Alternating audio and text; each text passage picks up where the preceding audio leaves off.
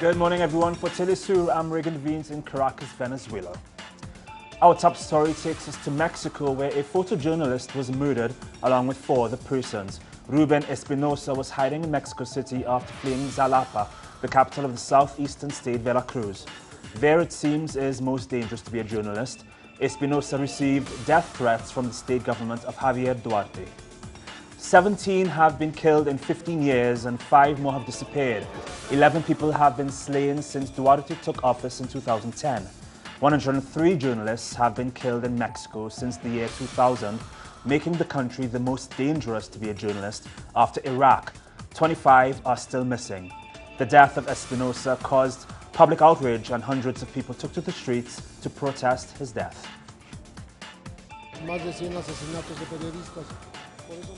More than 100 journalists have been murdered.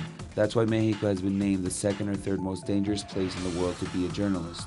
Unfortunately, the state of Veracruz is where most of these cases exist.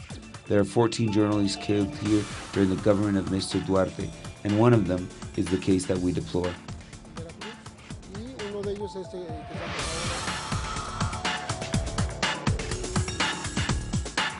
We continue in Mexico, in Tijuana, just across from San Diego.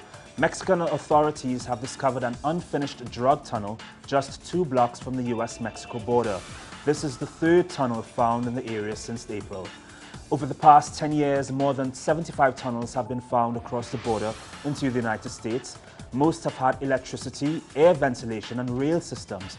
Authorities believe the majority belong to Joaquin El Chapo Guzman, the high-profile drug lord who is known for his tunnels, including the mile-long tunnel through which he escaped on July 11th. Peruvian troops rescued 7 children and 8 adults who were kidnapped by Shining Path rebels. The children are between 4 and 13 years old. They were malnourished and also have skin diseases. Officials say the rebels keep children and women as hostages to use them as human shields against attacks. They also train the children to become rebel fighters. Last week, 26 children and 13 adults were also rescued. Authorities believe the guerrillas still hold about 80 more children in far-reach areas.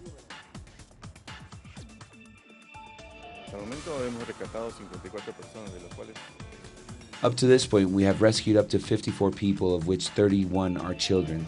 The state from which we have taken these people, these Shining Path captives, are as paupers, children with illness of the skin, malnourished with parasites, and also adults with symptoms of tuberculosis.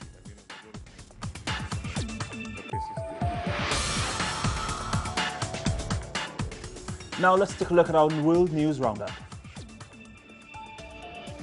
Dozens of residents from the Gaza Strip joined a mass rally that the Popular Committee for Palestinian Refugees had organized in front of the UNRWA headquarters to condemn the organization's decision to stop financial aid to poor families in the Gaza Strip. Demonstrations against the latest UNRWA failure to provide $10 per individual in poor families comes after months of protests condemning the UNRWA for failed promises to rebuild refugees' homes that were destroyed by the Israeli occupation forces. Representatives of the families said that if these cash supplies are cut, this will increase their hardships.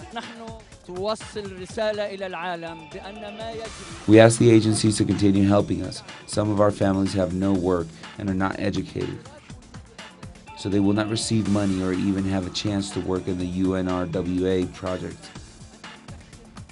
This is not fair. Some of these families live on under $1 a day.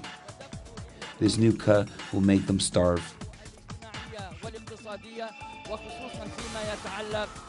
Canadian Prime Minister Stephen Harper has dissolved Parliament. He called for a parliamentary election for October 19th. He kicked off an 11-week campaign which will more than likely focus on a stubbornly sluggish economy. Harper has been in power for almost a decade. Polls show Harper's right-of-center Conservative Party could well lose its majority in the House of Commons. This could pave the way for center-left opposition parties to form a minority government. Critics say Harper has mishandled the economy, while he says he's the right man for the job.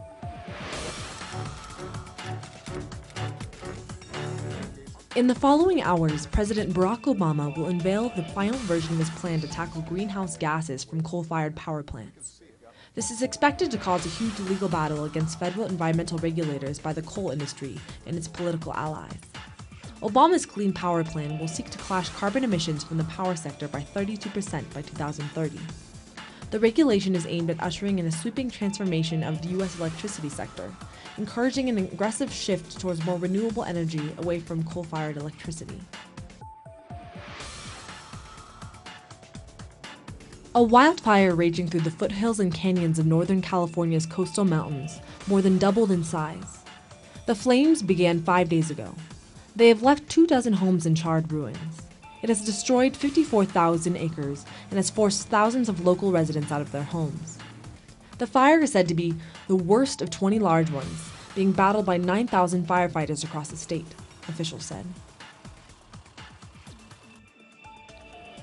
Malaysian transport officials have confirmed the airplane part found on island Reunion was a part of the wing known as the flaperon and was from a Boeing 777 aircraft, the same model as flight MH370. The part has been sent to France, where experts will analyze it to determine if it belongs to the Malaysia Airlines flight that went missing 16 months ago, with 239 passengers and crew.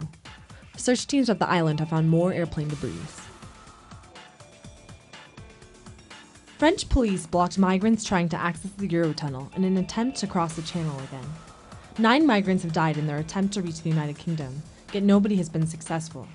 There are about 5,000 migrants in Calais in what is a growing humanitarian and immigration crisis that began in June.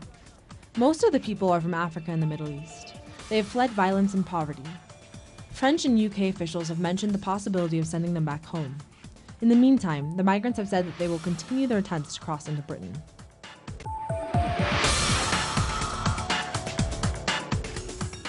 We end today on a much lighter note. You're about to see some incredible dogs. Now here are some surfing terms for you. The dogs hang 20 and pop up. And they did this in Imperial Beach, California at the 10th annual Surf Dog Competition. K9 competitors at this year's event participated in heats based on their weight, with extra large, large, medium and small categories, as well as a tandem division. More than 50 dogs were judged on their skills, the duration of the ride and their confidence while riding by a panel of professional surf judges. Well, for one, my dog loves the water and loves surfing, and 2, it's a great cause.